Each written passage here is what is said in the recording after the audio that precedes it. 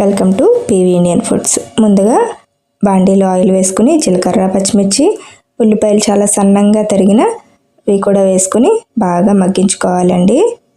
ఇలా బాగా మగ్గిన తర్వాత ములక్కాడ ముక్కలు కూడా వేసుకోవాలి. ఇది కూడా కాసేపు మగ్గించుకున్న తర్వాత పసుపు, ఉప్పు కూడా వేసుకోవాలి. ఈ కూర బాలింతలతో సహా అందరూ తినచ్చండి. చాలా బాగుంటుంది. పిల్లలు కూడా చక్కగా తినచ్చు. ఎందుకంటే కారం చాలా లైట్గా వేసుకుంటే బాగుంటుంది. కారం కూడా నేను వేసాను 2 స్పూన్లు. ఇది కూడా వేసి బాగా మగ్గించుకోవాలి. తర్వాత లాస్ట్లో పాలు పోసుకోవాలి. చిక్కటి చల్లారిన పాలు, పచ్చివైనా పర్వాలేదు, కాచి చల్లార్చిన పాలైనా పర్వాలేదు. లాస్ట్లో వేసుకుంటే విరగకుండా ఉంటాయి.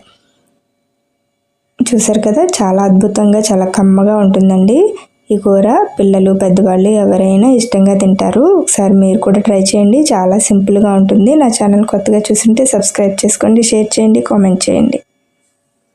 Thank you for watching.